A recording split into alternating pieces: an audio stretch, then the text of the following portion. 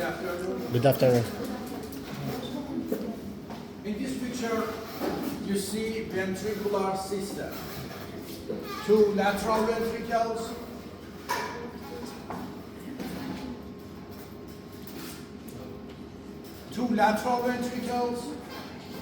third ventricle, fourth ventricle, and connections between these parts.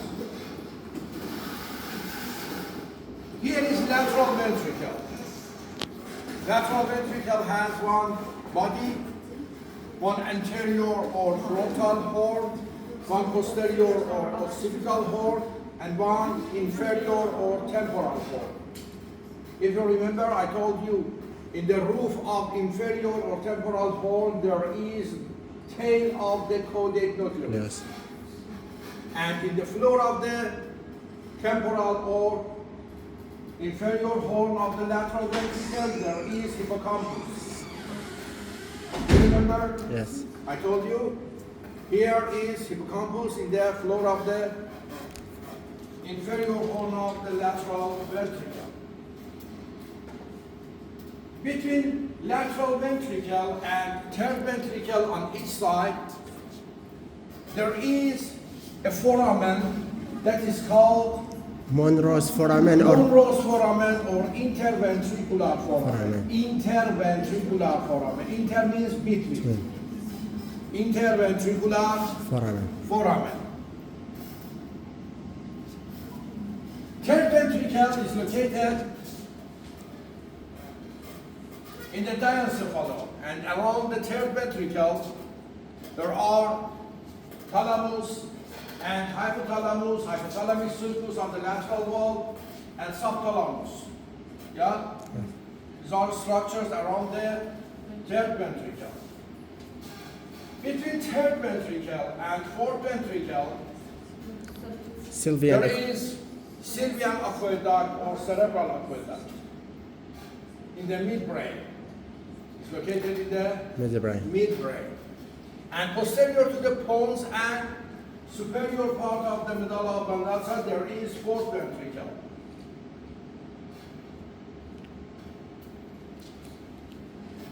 Roof of the fourth ventricle is composed of two parts: superior medullary balloon and inferior medullary balloon.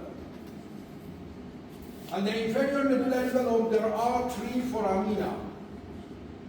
One foramen in the midline and inferior, that is called foramen of Majani, and two supralateral foramina that are called Foramen of Loschka's foramina or foramina of Loschka. Inferior part of the left third fourth ventricle has continuation to the central canal of the close part of the medulla oblongata and spinal cord. You know that each ventricle has one choroid plexus, and choroid plexus of lateral ventricle on each side is located on the roof of the lateral ventricle. But choroid plexus of third ventricle is located on the, on the lateral ventricle. Choroid plexus is located on the floor of the lateral ventricle. But in the third ventricle, it's located on the roof of the third ventricle. And in the fourth ventricle, it's located on the roof. Okay? Okay. These choroid plexuses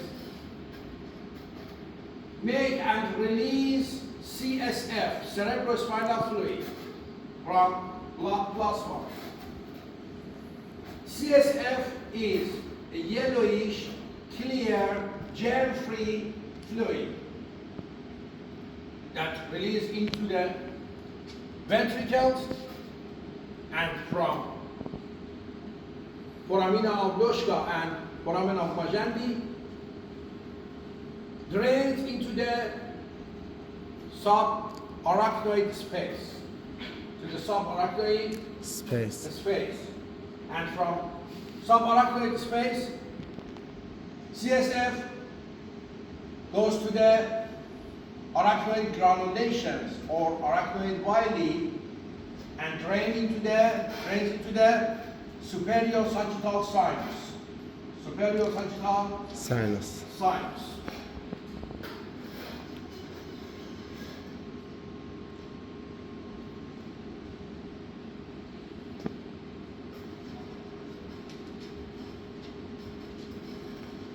This bone is Temporal bone. temporal bone. Temporal bone has 4 parts. Do you remember? Yes. Squamous part, petromastoid part, here is mastoid process, Styloid process. tympanic part, and styloid process. This process is called zygomatic Matic. process. Zygomatic process. And here is zygomatic arch. Here is external acoustic meatus. Here is squamous part of the temporal bone. This bone is parietal bone, and this bone is Frontal bone. frontal. And here is greater wing of the sphenoid bone. Greater wing of the sphenoid bone. On the lateral view or normal lateralis of the skull, this H-shape sutures is called trion. Trion is the weakest part of the skull. Yes. It's the weakest part of the Skull. skull. And under trion, there is anterior branch of the middle meningeal artery. Anterior branch of the middle meningeal Artery. artery. Middle meningeal artery is a branch of the Maxillary artery. maxillary artery, and maxillary artery is a branch of the External. external carotid artery. Middle meningeal artery enters into the middle cranial fossa via foramen spinosum in the greater wing of the sphenoid bone. Foramen spinosum, and then divides into anterior branch and posterior branch. And anterior branch of the middle meningeal artery is located under Trion. trion. I told you trion is Weakest. the weakest part of the Skull. And trauma of the trion makes fracture and damage of the anterior branch of the middle meningeal artery. Artery. Okay? Yes.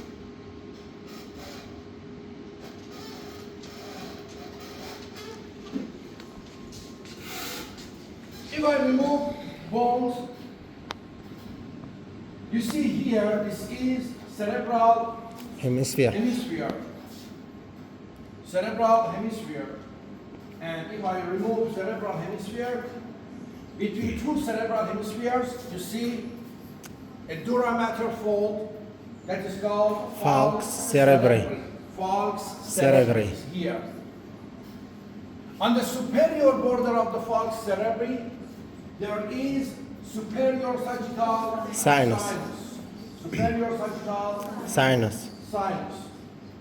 And in the inferior border of the falx cerebri, here, there is inferior sagittal sinus. Sinus.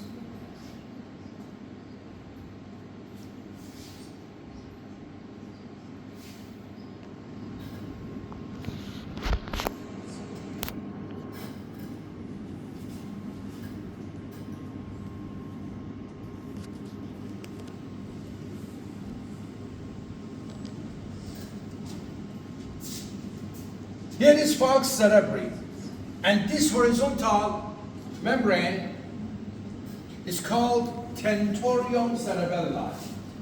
Tentorium Cerebelli. cerebelli. Here is tentorium cerebelli.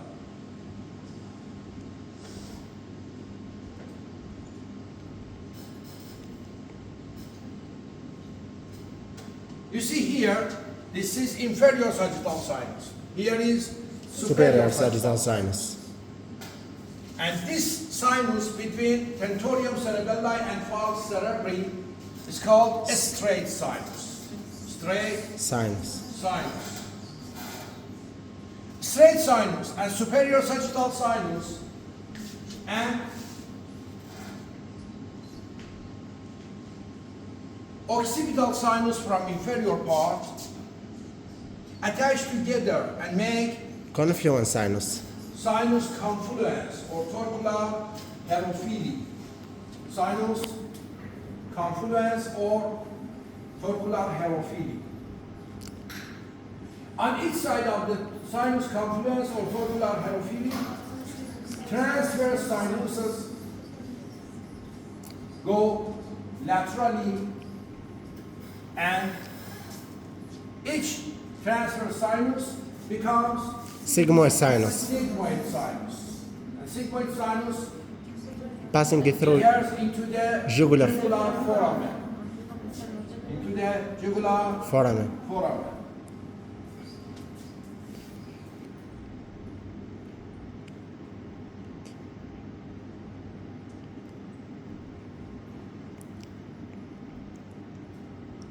This sinus on each side of the body of the sphenoid bone is called sinus cavernosus. Cavernosus. It has 2 centimeter length. And from posterior part of the cavernous sinus, 2 sinuses Petrosal sinus. go to the posterolateral. One of them is called superior petrosal sinus on the superior border of the petrous of the temporal bone that drains into the Sigmoid. sigmoid sinus. And one of them is called inferior petrosal sinus that enters into the jugular foramen and then drains into the superior bulb of the internal jugular vein. Sigmoid sinus, after passing through the jugular foramen, becomes internal jugular vein. And superior part of the internal jugular vein is Bulb of internal jugular vein. bulb of the internal jugular vein. Inferior petrosal sinus, after passing through the jugular foramen, drains into the bulb of the internal jugular Vein. vein. In addition to the sigmoid sinus and inferior petrosal sinus, cranial nerves number 9, 10, and 11, glossopharyngeal vagus and accessory nerve, pass through Jugular jugular foramen. foramen. Okay? Pass through jugular Foramen. foramen.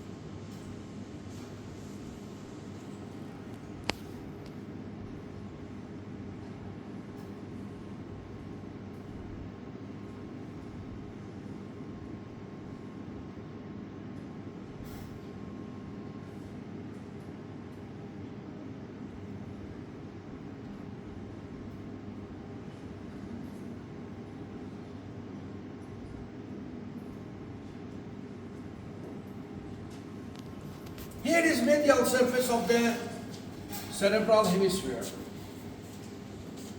This structure is corpus callosum. Yeah? Here is corpus Callosum. callosum. In the sagittal section, corpus callosum has 4 parts. Rostrum, Geno. geno, Trunk.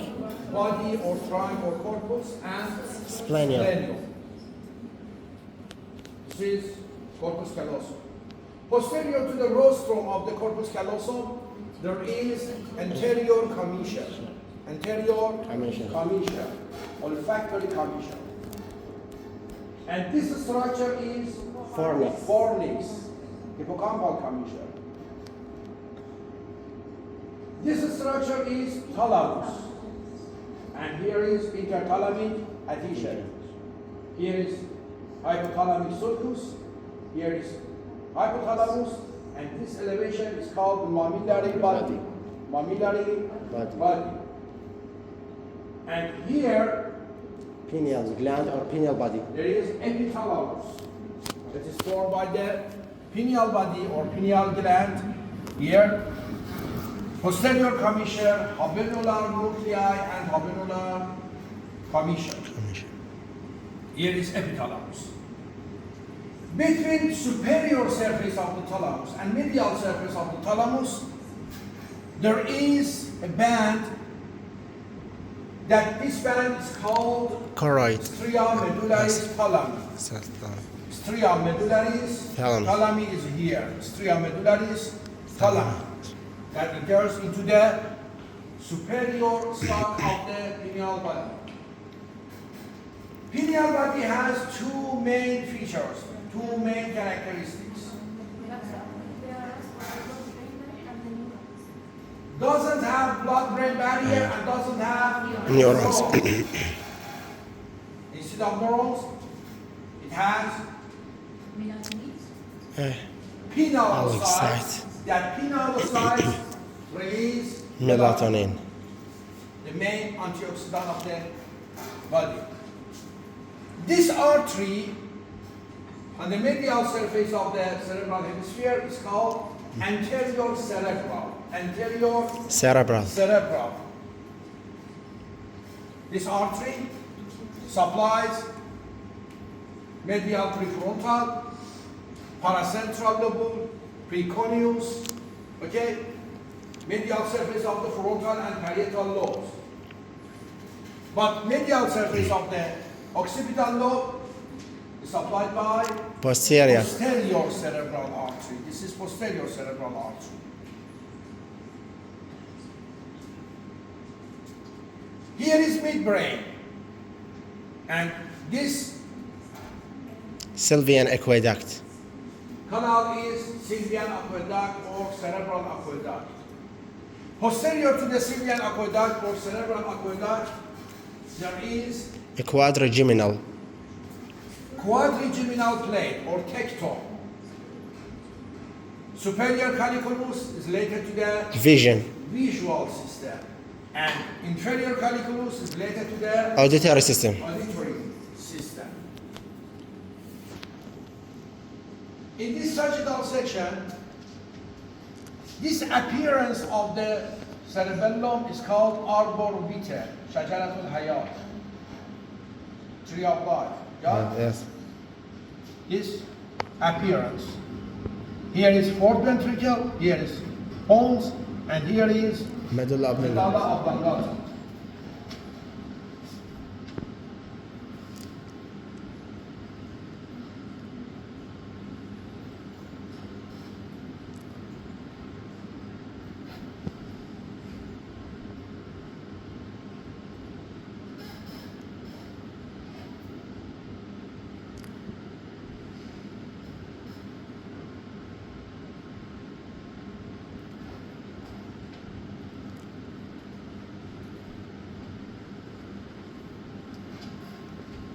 Here is superior colliculus, and this one is Inferior colliculus. inferior colliculus.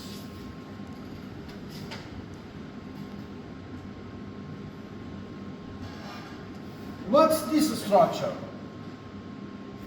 Middle peduncular. لا This middle is middle cerebellar peduncle. Peduncle. Middle cerebellar peduncle. peduncle. Middle cerebellar Peduncle. peduncle. Have a look here. This is middle cerebellar peduncle. In this section, this structure is corpus callosum.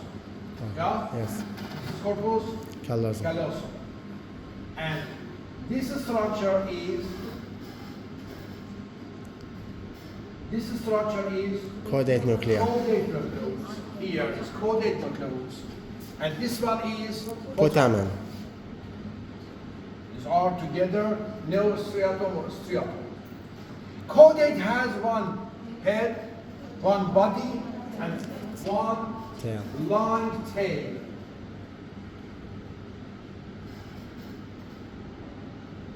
Long tail. See here? Here is head, body, and tail. Tail. And here is putamen. Putamen. Anterior to the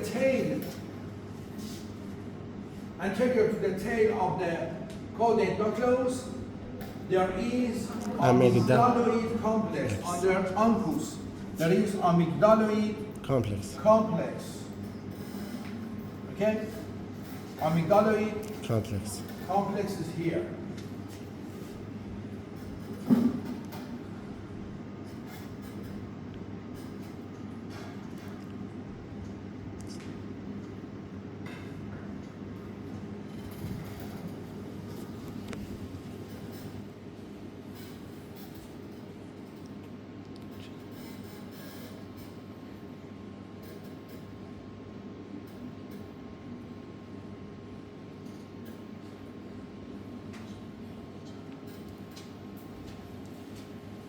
This structure is olfactory bulb, and here is olfactory Nerve. nerve. Yeah? You know that on the olfactory mucosa of the nasal cavity, superior to the superior nasal concha, and on the roof of the nasal cavity, there are many bipolar neurons, and each bipolar neuron has one peripheral process that is large, and on the end part of the peripheral process there is olfactory vesicle, and olfactory vesicle has olfactory hairs. Hairs. But central process of this bipolar neuron, okay, is unmyelinated and supported by these fibers are supported by the Schwann cells.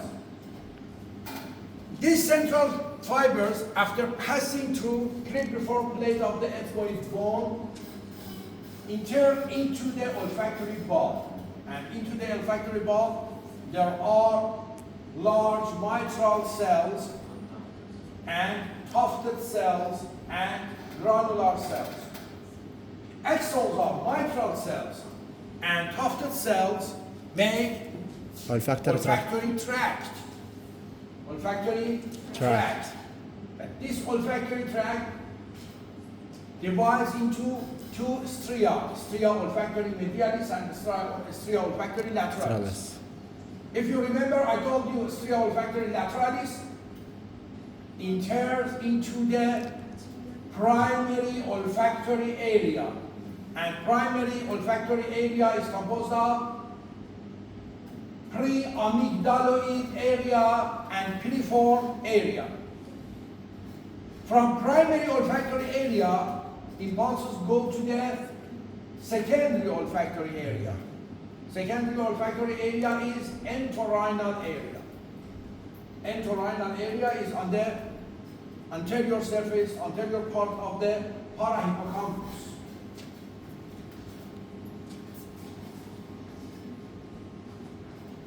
Second cranial nerve is optic nerve.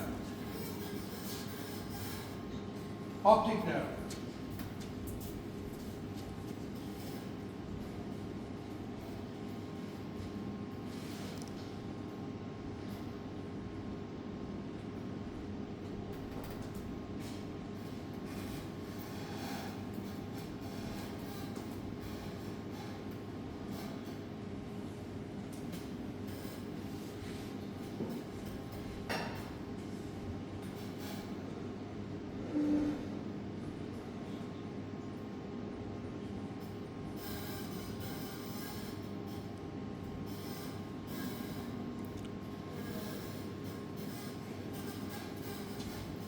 Optic nerve has 4 centimeter length, and from wall of the eyeball goes to the optic canal. Optic canal is formed by the lesser wing of the sphenoid bone. Yeah? Yes. And then enters into the middle cranial fossa. If you remember, I told you, optic nerve is a process of the brain.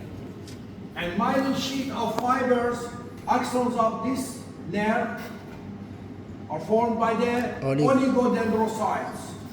Yeah? Yes.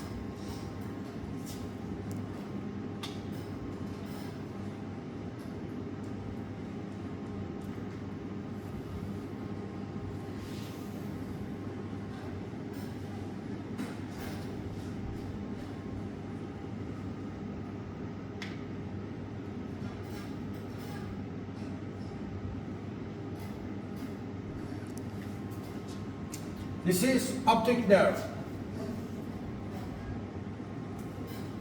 Two optic nerves in the middle cranial fossa superior to the body of the sphenoid bone make optic chiasma. In the optic chiasma, there is the causation of nasal fibers. Yeah? The causation of Nasal. fibers. And posterior to the optic chiasma, there is optic tract. Optic tract. In the optic tract, there is ipsilateral temporal hemiretina fibers and contralateral Nasal. nasal hemiretina fibers. Okay? In the optic tract, there is ipsilateral temporal fibers and contralateral nasal fibers. Okay? Yes. Optic tract goes to the lateral geniculate body, the metathalamus, and some fibers go to the superior colliculus of the midbrain, and some fibers go to the pretectal nucleus, Yes. the midbrain. Pretectal nucleus. Do you remember? Yes. And pretectal nucleus send impulses to the Edinger-Westphal nucleus of the oculomotor nerve. Yes. Yeah? Yes. The Edinger-Westphal nucleus is parasympathetic nucleus of the oculomotor nerve for contraction of the pupil. Yes. Yeah? Yes. For contraction of the Pupil. pupil. Okay. This tract is optic tract. In the optic tract, there is ipsilateral temporal hemiretina fibers and contralateral nasal hemiretina fibers. Okay? Yes. Doctor, all fiber are passing in the optic chiasma, then after that has decussation? Nasal. Oh, in the posterior part of the eyeball, in the retina, Yes. there is optic disc. Okay. Okay, optic disc. Medial side of the optic disc is called nasal hemiretina.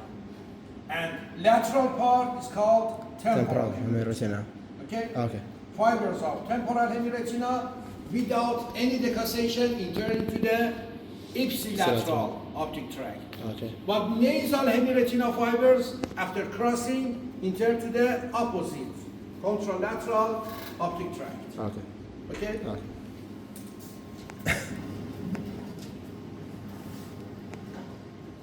Third cranial nerve is called Oculomotor nerve. oculomotor nerve.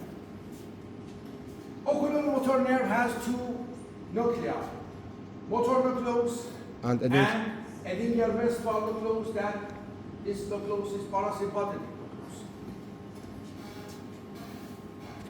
Oculomotor nerve emerges from the medial side of the crus cerebri in the interpeduncular fossa, and then goes anteriorly and enters into the lateral wall of the sinus cavernosus. On the lateral wall of the sinus cavernosus. And from lateral wall of the sinus cavernosus, after passing forward, enters into the superior orbital fissure. Yes. Superior orbital Fissure. And enters into the orbit. Orbit. This nerve innervates superior rectus, inferior rectus, medial rectus, and inferior oblique muscles of the eyeball. And in addition to these motor fibers, it has parasympathetic fibers.